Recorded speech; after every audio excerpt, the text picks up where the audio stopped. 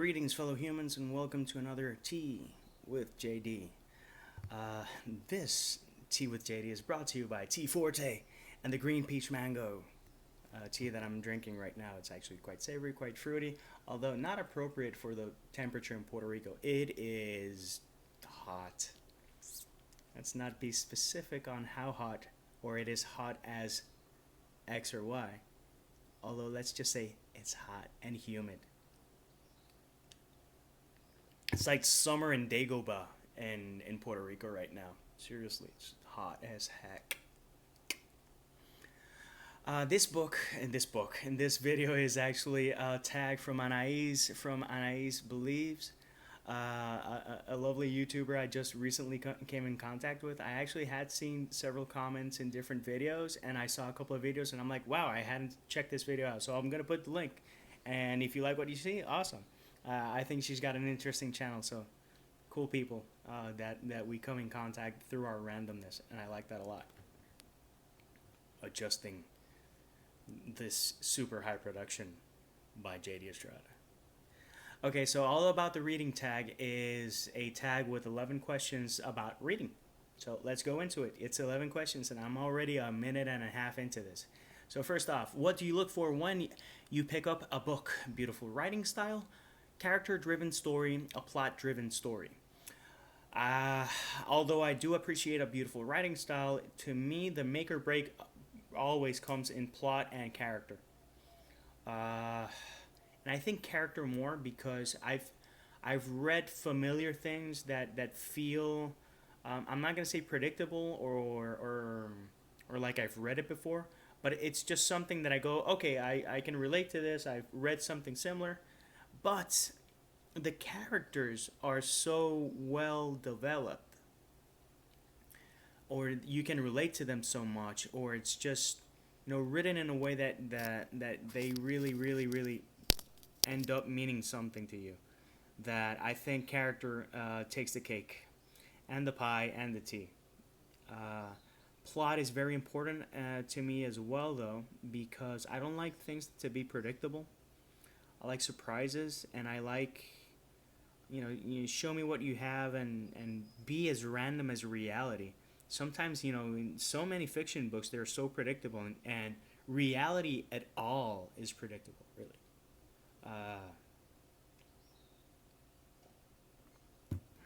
From stock crashes to car crashes and everything in between. What happens in our day-to-day lives. It's a mystery that we survive most days. But still, if you're writing something, why not make it as fresh and enticing as reality? I don't know. But yeah, what are pet peeves in books? I do not enjoy overly elaborate names with no reason whatsoever for them except for the purpose of being overly elaborate. It's like, hello, my name is blah blah blah blah blah blah blah blah blah from blah blah blah blah blah blah blah. I read a book. I'm not gonna book bash, but I did read a book a long time ago. It's the worst book I've ever finished. It was 239 pages long. It was so long. And all of the characters had these pretentious, douchey names that you went like, really? That's the name that you came up with? It's not that everything has to be John or David or something practical. But I don't know, having 14 characters with, names with 8 syllables or more, I don't know. I think it's a bit, it doesn't connect with me. Let's say it that way to be kind and PC. But I don't like it. But yeah, that and predictability. Come on, surprise me. I'm investing my eyesight and my time, and we're sacrificing trees in the process. Let's make it worthwhile. Don't be predictable. And I've read recently one really predictable book, and I'm not gonna book bash, but I can movie bash because Avatar is not to my liking, and I could be really crass about it, but I'm gonna try to maintain this PG. I really don't like Avatar, at all. The only thing that saves that movie are the special effects and Sigourney Weaver. Everything to me, everything else is pretty much discardable. Uh, and the only thing that I didn't get right in the movie was I thought the female avatar. I don't remember her name. I don't care. I'm not gonna watch this movie again. I'm not gonna watch the sequels.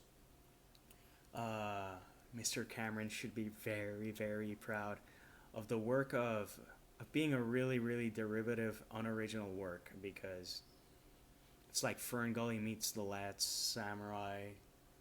I don't know. It's just it was painfully predictable, and I don't like that in my books either. So please. Uh, Third question: if you could print one quote on your wall, which one would it be? To use a movie reference again, if you gotta go, go with a smile. Quote by Jack Nicholson playing the Joker in the original Batman. The first time I listened to that, it stuck. It's been it's been 26 years, and I still love that film. I still love that quote. I still love that character. It relates, and it's something that if I saw in a wall in the morning or at night, I think I could take something positive and just keep going. And that's cool. In the end, it's cool to have a legacy, but at least feel good about it. And the day that I pass, I'd rather it be difficult to take the smile off my face than any other gesture. And by all means, leave it and just cremate me.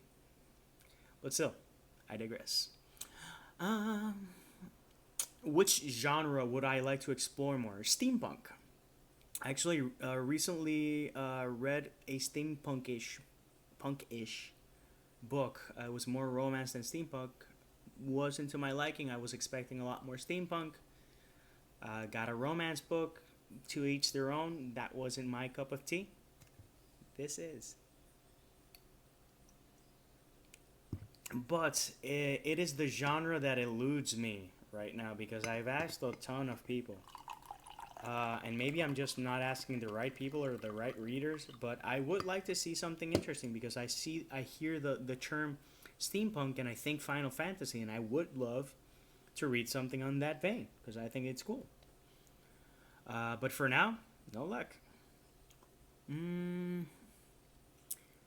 Question number 5: was there ever a book adaptation I enjoyed more than the book? I'm probably gonna get a lot of flack for this, but I enjoyed the movie version of Interview with the Vampire more than the book because although I like Anne Rice's stories, I'm not super fond of her storytelling style. It's just that I just don't click with her style of writing. It's just how it is. Nothing against Anne. I think she's a good author, a great author. Her concepts are great. They resonate with a lot of people, and the concept does resonate with me. But her writing style, we just don't click, and that it's weird that writing style actually keeps me from liking a book more and enjoying the movie adaptation more. But that's just me, and I am weird. Question number 6: if one of my favorite books would get adapted or had a new adaptation, which book would it be, and which role would I like to play? Now that's a simple question. Um, New adaptation. I'm actually gonna go. I would love for a proper adaptation of the Chinese hero storyline. It's a wuxia kung fu comic from the original company is called Jademan Comics, and I saw the movie A Man Called Hero, and I didn't like it. I would love for them to take another crack at it because regarding storylines, man, the Blood Sword is one of the best storylines I've ever read in my life. And I know that I read it as a kid, but I've read it as an adult, and it's like really, really, really solid. And the movie does not do it justice. If I had to play a role, there was just for the wire work. There's a character called Ghost Server. In other adaptations, the translation would be Shadow, but I prefer Ghost Server because I don't know. It feels right. He's actually a man who lost both of his limbs, had his face mutilated, and he actually wears a wooden face mask, which is awesome. And he has a long braid, and he fights. He does light footwork. He's super fast. His kicking prowess and his scorpion kicks are super deadly. And I just, obviously it would take like 3 years of proper training to do something worthwhile and worthy. But still, I think it would be interesting because even having a face mask, the challenge would be to have the body language of a person who's a double amputee communicate, and I think that's an interesting challenge. As a thespian, which has always been a word I think is silly, but still. You say the motto, I say thespian. But really, if you see a man called Hero, don't judge a book by its adaptation, or a comic book series by its adaptation. That series is really good, and I mean that from the bottom of my heart. 7. A hype book I wouldn't recommend at all. 50 Shades of Grey. I haven't read it, and I'm not going to read it, and there's a lot of hype books that I'm not going to read. I haven't read Twilight. I think I would read it if I had a daughter and she would be into it, but it's just not my cup of tea. And I don't know. I just think there's better things in both genres. If you want mommy porn, there's probably better written works to enjoy. But still, at the end of the day, I might not recommend it, but I'm not gonna judge it. If someone is reading, I salute that. Oh, so much. Oh, that's beautiful. Don't watch the Jersey Shore. Don't watch BS TV. Read a book, even if it's a bad one. People go like, "Oh, you read that book?" Oh. And don't be a snob. Support them and gently recommend better books. Oh, if you like that, this is a little more tame, but I think you might like the writing style. Come on, work around it. Question number 8. A book that highly influenced your life and the way of thinking. There's quite a few. There's quite a few. But if I would have to mention one, Jesus Christ, what a hard question. Off the top of my head, that's easier because that means that there's more books. But Dune, and the litany of fear of Dune, the concepts of equality in Dune, and the implications of terraforming in Dune, and several other things really did leave an impact in me. The Sandman series by Neil Gaiman really did made an impact on me because anything's possible in dreams, and it's a concept that fascinates me. Yeah, those two really, really, when I read them, they shook me, and there's been a couple of books that have shaken me. The Book of Five Rings by Miyamoto Musashi. I think I'm probably butchering the author name. That's an ancient Japanese philosophy book that they use for business, but when you read it, it has nothing to do with business. Yes, they do the adaptation, but it's like working at a huge conglomerate and having them make you read The Art of War and adapt it to business. It's the same. And of each one, the concept of that, the Book of Five Rings, I think the main takeaway would be to live in the present. It would be use what you've learned in the past, but don't stay stuck in the past and don't focus on the future. Just live the moment and use every tool you have to do the best that you can in the moment. That's my takeaway from that book, and from several other books. Yeah, I think they're it's good to read, and it's good to have takeaways, and there are books that you're gonna read more than once. I read The Little Prince for the first time this year because a friend of mine actually gifted it to me, and it's a beautiful life gift. It's something that I'm gonna read a lot because every time you read it, you're gonna find something new, and I think that's awesome. Question number 9. Are you a fan of rereading books? If so, how often? I am a fan of rereading books. I don't reread often, but I will be rereading a couple of things this year. I will be rereading Lord of the Rings. I will be starting. I don't know, soon. I have reread the Harry Potter book series. I have reread The Hobbit. I will be rereading Duspag Zarathustra by Nietzsche. And there are books that definitely merit more than one visit. Maybe you read it too quickly the first time, or maybe you enjoyed it so much that you want to read it a second time. And believe me, if it's long enough, you're going to read it again and go like, wow, I don't remember anything. And I think that experience, the rediscovery of something that you love, I think that's awesome. Uh, which book's title could easily be the title of your life? Modern Man in Search of Soul, in Search of a Soul by Carl Jung would be a pretty good book title for my life. Title for my life, because most of what I'm doing is, you know, self exploration. You know, what I write and what I do these videos, and part of the self exploration that I like to share. That's another aspect of it. But I'm answering this off the hip, off the top of my head, and just to see what's within me, and I think that's great. I read different things, I write different things, I explore different genres of writing and reading. I bodyboard, I play music, I listen to a vast array of music because I like, you know, exploring whatever's in me and just giving it a chance to shine. You know, maybe it's worthwhile. Why not? And 11, which book should be required reading for everyone? That's a tough. The Bible! No. The Bible's a good book, by the way. But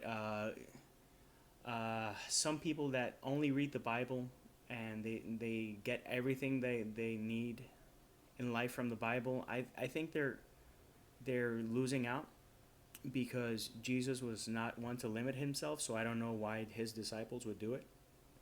That's just my opinion. I know a lot of people will disagree with it, and that's fine. That's the beauty about being human. But mandatory. I don't want to say The Little Prince because Anais already said The Little Prince, but it is a really solid recommendation. I think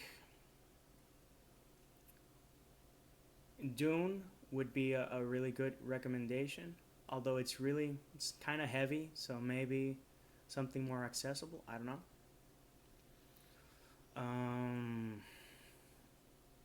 One of those questions that yeah, honestly, I want to recommend the Harry Potter franchise, but and for several reasons. I think it does offer a lot of lessons, and it does offer a lot of lessons in terms of equality, of caste, of genders, of race. But the main characters are all white, and that might be an issue for some people. But still, Harry made out with Cho Chang, awesome. And there's people from different races, but I think it's not as equal as, say, I don't know. It would be good for people to read something and not think of skin color or ethnicity. So I don't know. And I recommend Harry Potter because it gets bashed so much, and I think it should be a required reading, because I really do think it's a book series that inspires a lot of people to read more, and you know, we really need people to read more. And some parents go like, "Oh, how can you give Harry Potter to your children? It deals with witchcraft and magic." I don't know. I think there's a lot of magic in life, and we should all explore it and allow ourselves to see the magic of life, even if it's in a book. So yeah, that's enough rambling. 20 minutes is pretty solid rambling. I think so. I will be tagging Walking Casino, Larissa Waterby, Peter Clark, the writer, and Katya Mills because pretty much those are the people that I follow that I haven't seen do this tag. So, by all means, guys, give it your best shot. For now, peace, love, and Maki rolls.